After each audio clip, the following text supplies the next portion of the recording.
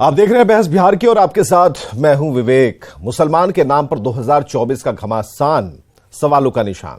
इस बात को लेकर कि ये सवाल जो अभी चीजें चल रही हैं, जो अभी बयान आ रहे हैं, कहां से आ रहे हैं, उस पर एक पार्टी दूसरी पार्टी से सवाल पूछ रही है। इसमें कहीं भी न्यूज़ 18 नहीं है और बीजेपी का जो तर्क है या फिर कांग्रेस का तर्क है, दोनों ही तर्क हम सामने लाएंगे आपके।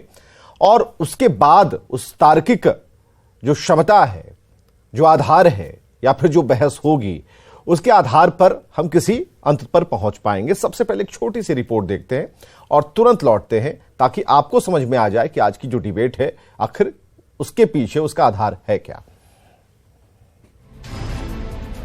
राहुल गांधी फिलहाल भारत में 13,500 किलोमीटर दूर अमेरिका में हैं, लेकिन मुस्लिम लीग पर अमेरिका में दिए गए राहुल के बयान ने भारत में सियासी तूफान खड़ा कर दिया है। राहुल गांधी ने एक सवाल के जवाब में मुस्लिम लीग को धर्मनिरपेक्ष पार्टी करार दे दिया। राहुल ने क्या कहा, खुद सुन लीजिए। Was that there was a feeling in India that there is a set of people who have a huge amount of wealth, and then there's a large mass of Indian people who are poor and struggling. Huge income disparities and unemployment. I think it's a 40-year high for unemployment.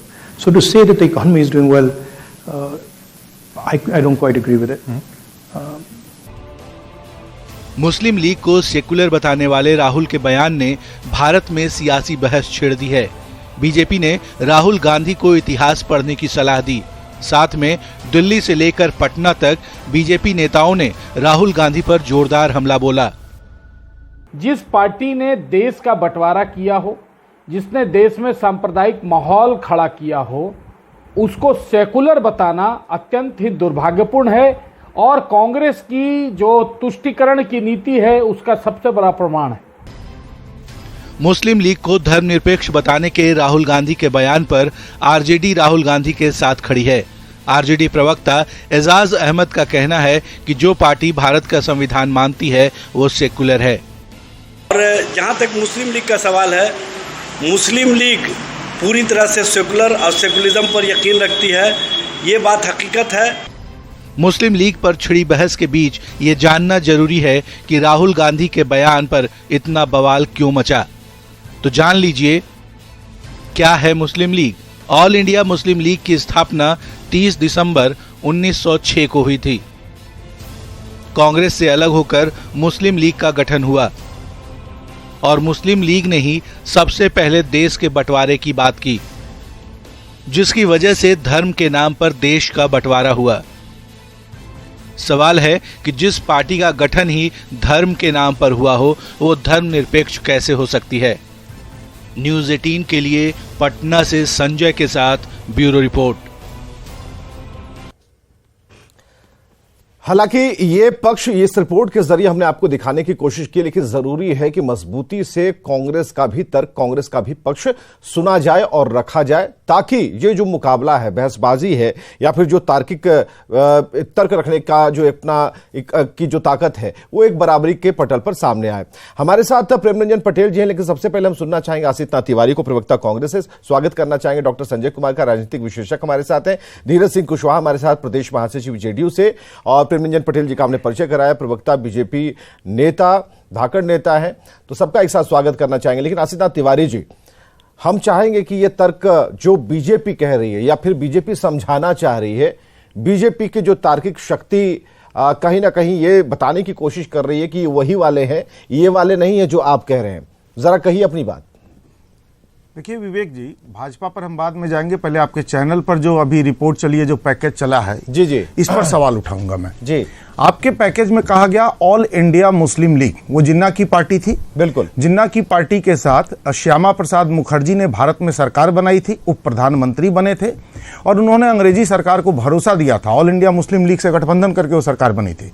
Shyama Prasad Mukherjee ने लिखित आश्वासन दिया था कि भारत छोड़ो आंदोलन वो सफल नहीं होने देंगे। वो जिन्ना की पार्टी थी, ऑल इंडिया मुस्लिम लीग। बिल्कुल, आप और जिस मुस्लिम लीग की हम बात कहते रहिए आसिता तिवारी जी, मैं रोकूंगा नहीं। लाइए जरा बीजेपी को भी लाइए, मुझे हटाइए यहां से। और अब और जिस मुस्लिम लीग की चर्चा हो रही है उसका नाम ऑल इंडिया मुस्लिम लीग नहीं है, उसका नाम है इंडियन यूनियन मुस्लिम लीग। बिल्कुल। इंडियन यूनियन मुस्लिम लीग का गठन ही 1948 में हुआ। ये 1948 में बनी पार्टी है, तो इसका विभाजन से क्या संबंध हो सकता है? अटल बिहारी वाजपेयी जी जब प्रधानमंत्री थे तो उन्होंने इस पार्टी के तब के तत्कालीन अध्यक्ष ई अहमद को प्रतिनिधि बनाकर जिनेवा भेजा था। भारतीय जनता पार्टी ने मुंबई म्युनिसिपल कॉरपोरेशन के इलेक्शन में इस पार्टी से गठबंधन किया था। अब बताइए दोनों का संबंध कैसे हो गया भैया? वो ऑल इंडिया मुस्लिम लीग है, ये इंडियन यूनियन मुस्लिम लीग है, इसका गठन ही 1948 में हुआ है। और हम अगर सेकुलर करें तो आपत्ति है तो वाजपेयी जी ने क्यों जिनेवा भेजा इनके अध्यक्ष? ऐसा होगा, आमने सामने की बात होगा। असित तिवारी जी को हटाइएगा स्क्रीन पे, असित तिवारी जी को स्क्रीन पे मत हटाइए, बराबर ये 4-5 और मुंबई के कॉर्पोरेशन के इलेक्शन में भाजपा ने इनसे कैसे गठबंधन? कांग्रेस ने 4 सवाल आपसे पूछे, बहकिएगा बिल्कुल मत बहकिएगा। 4 सवाल देखिए, बिल्कुल तर्कपूर्ण सवाल है, आप बता दीजिए। श्यामा प्रसाद मुखर्जी से शुरू कीजिए। हाँ, नहीं, ये पता नहीं कहां से इतिहास लेकर के आए हैं कि श्यामा प्रसाद मुखर्जी के आजादी के बाद नहीं, आजादी के बाद और आजादी के पहले अंग्रेजों की आजादी के पहले की स्थिति को आपको श्यामा प्रसाद मुखर्जी उप मुख्यमंत्री जब से आप देख लीजिए प्रधानमंत्री, जब से 1940 में मुस्लिम लीग के अधिवेशन में नए पाकिस्तान राष्ट्र की मांग जब उठी और उस समय से यह हो गया कि मुस्लिम लीग सीधे भारत के विभाजन के पक्ष में ऑल इंडिया मुस्लिम लीग था सर। हाँ, वो इंडियन यूनियन मुस्लिम लीग नहीं था।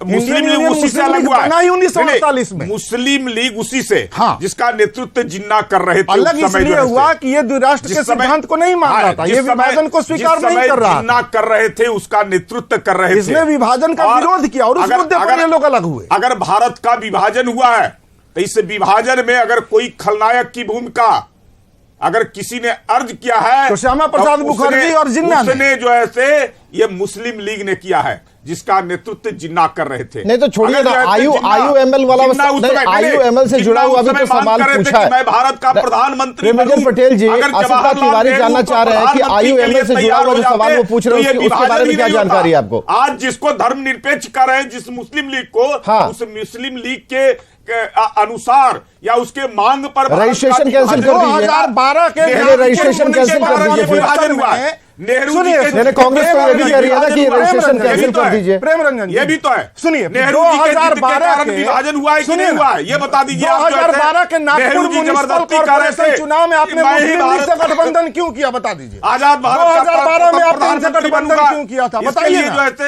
आपने मुस्लिम लीग से 2012 में गठबंधन क्यों किया था, बताइए। कौन से मुस्लिम लीग? इस मुस्लिम लीग से जिस पर आप सवाल उठा रहे हैं, आप गलत बोल रहे हैं, आपको जानकारी नहीं है। 2012 में नागपुर म्युनिसिपल कॉर्पोरेशन चुनाव में भाजपा का गठबंधन था। अटल बिहारी वाजपेयी ने इनके अध्यक्ष को जिनेवा प्रतिनिधि बनाकर भेजा था। राष्ट्र विरोधी जो लोग आप बताइए, क्या अटल जी गद्दार हैं? आप मानते हैं इसके लिए अटल जी राष्ट्र विरोधी थे? मुस्लिम लीग को राष्ट्रवादी बना रहा है। मुस्लिम लीग के अध्यक्ष को अटल बिहारी वाजपेयी ने जिनेवा भेजा। कर रहे हैं, क्या अटल बिहारी वाजपेयी राष्ट्रद्रोही थे? देश का विभाजन इन लोगों के कारण हुआ है। प्रेम रंजन पटेल जी ने ठीक है जरा ये जीएस वाला जो चैप्टर है ना, डॉक्टर संजय कुमार के पास चलते हैं। एक मिनट रुकिएगा डॉक्टर संजय कुमार, डॉक्टर संजय कुमार, नहीं ठीक है डॉक्टर संजय कुमार, यहाँ पर साफ तौर पर बीजेपी कह रही है कि आप लोग कहां से इतिहास बनाकर लाए, हमें समझ में नहीं आ रहा। कांग्रेस की अपनी दलील है और हमें सुनना दोनों का ही होगा, दोनों ही पार्टियों को सुनना जरूरी है, लेकिन बिना इतिहास को छेड़छाड़ किए हुए हमें जरा डॉक्टर संजय समझाइए। रुकिए कोई इनको गम नहीं, डॉक्टर संजय हमें जरा समझाइए सच्चाई क्या है। डॉक्टर संजय शर्म करो। ठीक है आंदोलन को इन लोगों ने नारेबाजी छोड़ दीजिए। श्यामा प्रसाद मुखर्जी ने असित तिवारी जी रुकिए, डॉक्टर संजय एक बार सवाल दोहराएंगे। हाँ डॉक्टर संजय, अपने अपने तर्क है, एक झूठ बोल रहा है, दूसरा कह रहा है कि नहीं ये इतिहास के साथ गोलमोल जवाब दे रहे हैं, इसे बिगाड़ने की कोशिश कर रहे हैं। क्या है इस बीच में जो अभी राहुल गांधी को सेंट्रलाइज करके तमाम तरह के उनके ऊपर लगाया जा रहा है कि ये कहा ये कहा ये कहा, हमें जरा बताइए इसके पीछे तर्क क्या है, सच क्या है? देखिए, इंडियन यूनियन मुस्लिम लीग तो बिल्कुल इस देश की पार्टी है। वो जो मुस्लिम लीग है, लोग कहते हैं कि उसकी मानसिकता इसके साथ भी है, लेकिन वो तो भारत में है, इंडियन यूनियन मुस्लिम लीग, और वही मुस्लिम लीग जो पाकिस्तान में गया कई खंड में बट गया। तो अगर मानसिकता को लेकर के आप सवाल उठाते हैं, आप सवाल उठा सकते हैं। और राहुल गांधी जी से भी यही सवाल पूछा गया था कि क्या आप इंडियन यूनियन मुस्लिम लीग को मानते हैं, तब उन्होंने कहा कि हाँ, हम उसको मानते हैं कि सेकुलर पार्टी है। सेकुलर पार्टी कौन है, एक्सट्रीमिस्ट पार्टी कौन है, ये सर्टिफिकेट कोई पॉलिटिकल पार्टी नहीं दे सकती है, या कोई पॉलिटिकल पार्टी के नेता भी नहीं दे सकते हैं। ये सर्टिफिकेट तो उनके आचरण से पता चलता है। तो अगर ये देश संविधान से चलता है और कोई पार्टी कंजर्वेटिव चीजों को प्रमोट करती है, वो कहता है कि नहीं, अभी भी हम चाहेंगे कि सरिया से व्यवस्था चले, तो क्या यहां इस देश में सरिया का कानून चलेगा या इस देश में संविधान से व्यवस्था चलेगी? अगर स्वतंत्र भारत के आप हिस्सा हैं, आपकी पार्टी को मान्यता है, तो फिर इस देश के संविधान को तो आपको मानना होगा। आपको सरिया से आप नहीं ये कर सकते हैं। और कई घटनाएं ऐसी हुई, केरला में किनकी सरकार है, और जो वहां के मुख्यमंत्री विजयन ने कई बार इस पार्टी को कहा कि अगर इस तरह की एक्टिविटी आप करेंगे तो हम तय करेंगे कि आपके साथ हम कौन सा व्यवहार करेंगे। चूंकि कई इशूज पर उन्होंने कहा कि अगर आप कम्युनलिज्म को प्रमोट करेंगे, आप किसी और चीज को करेंगे, इसका मतलब है कि संविधान से इतर आपकी मानसिकता होगी। वहां पर एक सवाल है, लेकिन दोनों दो चीजें हैं। मुस्लिम लीग अलग है, Indian union of Muslim league अलग है, दोनों अलग अलग है। और भारत में अगर वो हैं और इस देश के संविधान में उनका विश्वास है, वो पार्टी के जो लोग शपथ लेते हैं वो तो इस देश के संविधान की शपथ लेते हैं कि हाँ, जो भी संविधान इस देश का है हम उसको मानेंगे, हम उसका पालन करेंगे। तो जो राहुल गांधी जी बोल रहे हैं, ये तो उनके आचरण और उनके चरित्र से रिफ्लेक्ट होगा कि वो वास्तव में सेकुलरिज्म के ये हैं कि नहीं, उसके पालन करता है कि नहीं है, या उसके खिलाफ जाते हैं। अगर उसके पालन करता है अच्छी बात है, लेकिन अगर सेकुलरिज्म को लेकर के आपके सवालों के घेरे में आप रहते हैं, आप पर सवाल होता है, तो उस स्थिति में तो अगर कोई व्यक्ति आपको कह रहा है कि आप सेकुलर है, तो ये तो सवाल होगा। नहीं, अगर आसिफ तिवारी जी, अभी आपने सुना कि यहां पर डॉक्टर संजय कह रहे थे, इनकी बात से आपत्ति है आपको?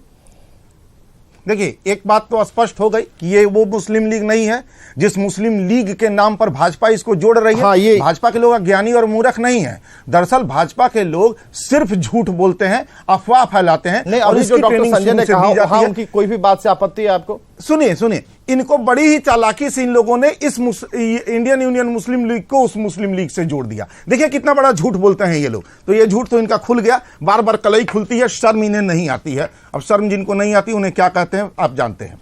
अब जो संजय जी कह रहे हैं, देखिए, अगर इस तरह से कम्युनलिज्म की बात की जाए तो भाजपा किस मुंह से कम्युनल कहेगी उस पार्टी को भी? अगर सरिया कानून, जो मैं भी मानता हूं कि भारत में सरिया कानून की मांग करने वाले कम्युनल लोग हैं, इस मांग को स्वीकार नहीं कर सकते, तो भारत में हिंदू राष्ट्र की मांग करने वाले भी तो कम्युनल लोग हैं।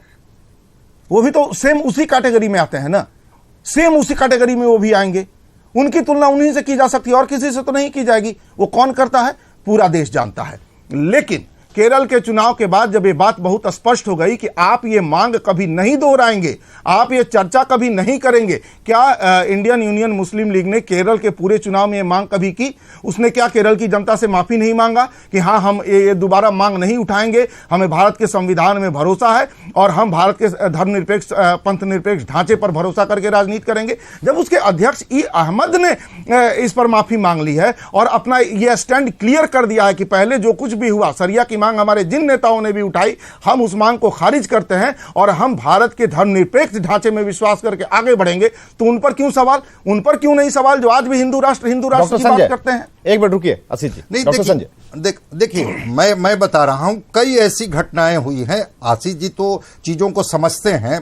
कई ऐसी घटनाएं अभी हाल में हुई है जिसको लेकर के IUML पर सवाल उठा है कि क्या आप उसी ये में जाना चाहते हैं, धर्मांधता में जाना चाहते हैं, या इस राष्ट्र के लोगों को झोंकना चाहते हैं, या आप भारत जो सेकुलर ये है उसमें आप जाना चाहते हैं? मेरा कहना स्पष्ट है कि भाई चाहे वो हिंदू राष्ट्र की मांग करने वाले लोग हों, चाहे सरिया से इस देश को चलाने वाले लोग हैं, दोनों कटघरे के घेरे में हैं। संविधान दोनों को इस बात की इजाजत नहीं देता है। ऐसा कुछ नहीं है कि कोई हिंदू राष्ट्र की मांग कर रहा है तो मैं उसको कह रहा हूं कि नहीं, वो संविधान के तहत वो मांग कर रहे हैं। और अगर कोई व्यक्ति सरिया से अगर चला रहा है, मैं तो बता रहा हूं कि हाल में भी विजयन ने कई बार उनके नेताओं को बुला करके लताड़ लगाई और कई एफआईआर दर्ज हुए हैं वहां, जिसमें इस बात की स्पष्ट चर्चा है कि वो चाहते हैं कि कंजर्वेटिव तरीके से हमारे समाज के लोग रहें, उस पर थोपने की बात की जा रही है। वहां पर जाकर के सवाल उठता है कि जब उस तरह का वो आचरण करते हैं, सिद्धांत में तो बोलते हैं कि हाँ हम सेकुलरिज्म को मानते हैं, हम इस देश के संविधान को मानते हैं, लेकिन अगर आचरण में आप वो ऐसा नहीं करते हैं तो सवाल जिस तरह से आप उन पर उठा रहे हैं, सवाल आईयूएमएल पर भी उठ रहा है। ठीक है आसिफ जी। नहीं, निश्चित तौर पर जी, निश्चित तौर पर उनकी पार्टी ने कई बार इस पर स्पष्टीकरण दिया है। निश्चित तौर पर उनकी पार्टी ने कई नेताओं पर कार्रवाई भी की है। तो क्या भाजपा ने कभी ऐसी कोई कार्रवाई की जब हिंदू राष्ट्र की मांग इनके नेता करते हैं? तो उस पार्टी ने तो अपने जिलाध्यक्ष पर कार्रवाई करके दिखा दिया, जब सवाल उठा तो हटाया, पार्टी से हटा दिया, पद से ही नहीं पार्टी से निकाला। क्या भाजपा ने कभी किसी को अपनी पार्टी से निकाला? नहीं निकाला। तो भाजपा कम्युनल हुई ना, भाजपा कम्युनल हुई ना, तो भाजपा के कम्युनलिज्म पर क्यों नहीं चर्चा?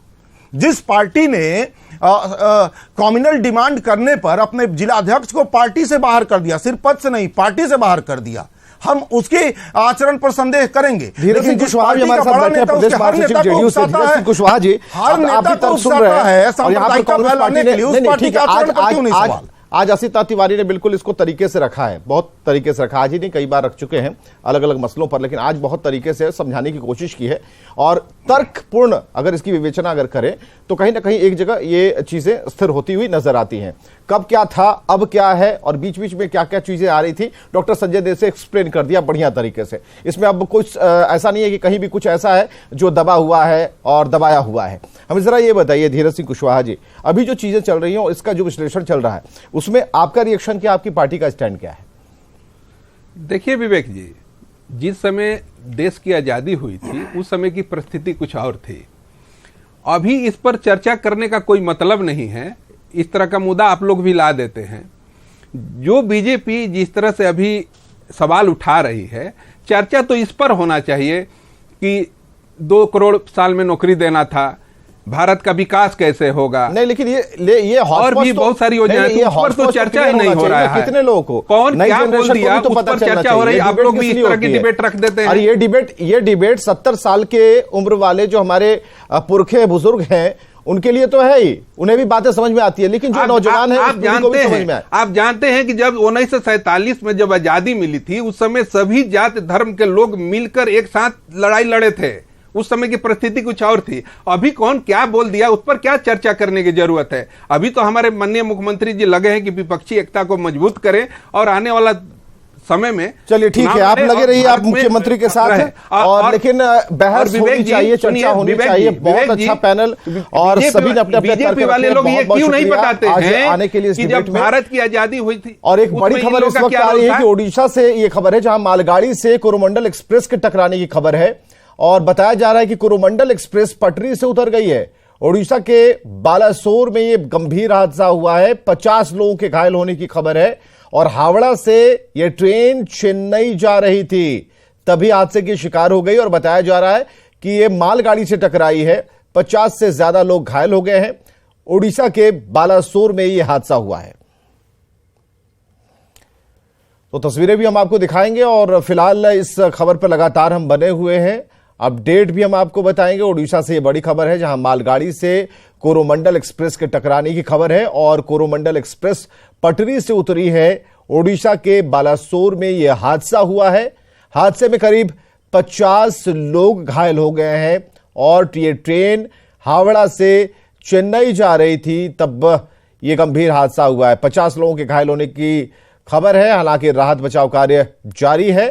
कोरोमंडल एक्सप्रेस दुर्घटनाग्रस्त और ये तस्वीरें हम आपको दिखा रहे हैं जब ये मालगाड़ी से टकराई है और उसके बाद बोगियां किस तरीके से पलटी हुई हैं। ये अंधेरा जरूर है यहां पर और कम रोशनी के चलते दिक्कत हो रही है राहत बचाव कार्य में, और लेकिन फिलहाल कोशिशें लगातार जारी हैं। और ये आप देख रहे हैं कि यह डब्बा पूरी तरह से पलट गया है। टक्कर कितनी भीषण थी अंदाजा लगा सकते हैं और 50 लोग घायल हुए हैं और किस कदर घायल हैं इसकी भी सूचना हम आपको अपडेट के जरिए जरूर बताएंगे। लेकिन फिलहाल इस खबर को, ये जो अभी बड़ी खबर आई है मालगाड़ी से कोरोमंडल एक्सप्रेस के टकराने की, और गति इतनी थी कि डब्बे पलट गए हैं। हावड़ा से चेन्नई जा रही थी। 50 लोगों के बारे में खबर है कि ये हादसे के शिकार हुए हैं, घायल हुए हैं, और जो लोग हैं वहां पर वो राहत कार्य में लगे हुए हैं। और खबरें लगातार जारी हैं, बने रहिए हमारे साथ।